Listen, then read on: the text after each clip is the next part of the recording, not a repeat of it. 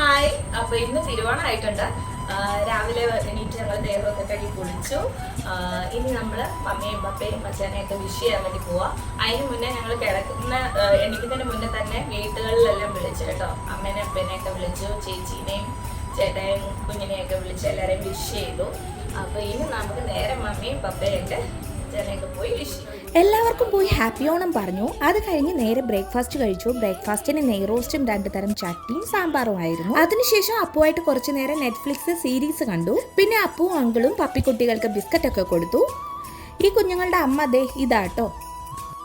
പൂക്കളൊക്കെ ഇടണമെന്ന് വിചാരിച്ചു രാവിലെ, പക്ഷേ വയ്യ, സൗണ്ടും ഒക്കെ പോയിരിക്കുക. അപ്പോൾ ഇന്ന് അതൊന്നും ചെയ്തിട്ടില്ല, പൂക്കളൊന്നും ഇട്ടില്ല. ഒരുങ്ങി ഫോട്ടോ എടുക്കണമെന്നൊക്കെ വിചാരിച്ചു, ഒന്നും നടന്നില്ല. അപ്പം സദ്യ ഉണ്ടാവും, അപ്പം സദ്യയുടെ സമയമാകുമ്പോഴത്തേന് കാണിക്കുക കേട്ടോ. ഇതിനിടയ്ക്ക് അങ്കിളും അപ്പൂസും കൂടെ പുറത്തെ സൈഡ് ബാക്കിൽ പടക്കമൊക്കെ പൊട്ടിച്ചു. എനിക്കിത് ഇത്തിരി പേടിയുള്ള സംഭവം കേട്ടോ. അങ്ങനെ ലഞ്ച് ടൈം ആയപ്പോൾ സദ്യയൊക്കെ വിളമ്പി. അപ്പുവിന് കുഞ്ഞിലയിലാണ് കൊടുത്തത്. എല്ലാവരും ചിപ്സിലും ശർക്കര വരട്ടിയിലും ഒക്കെ സ്റ്റാർട്ട് ചെയ്തു. അപ്പുവിന് ഇഷ്ടമായെന്നൊക്കെ കാണിക്കുന്നുണ്ട്. പുറകെ ചോറിൽ പരിപ്പും നെയ്യും കൂട്ടി കഴിച്ചു.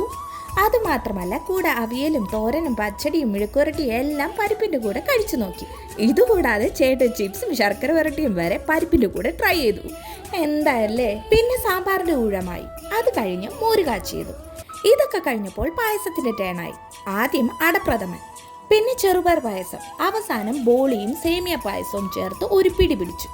എല്ലാം സൂപ്പറായിരുന്നു. കുറച്ച് ഓണസദ്യ നമ്മുടെ പപ്പീസിനും കൊടുത്തു. നാളെ തിരുവനന്തപുരം പോകുന്നുണ്ട്.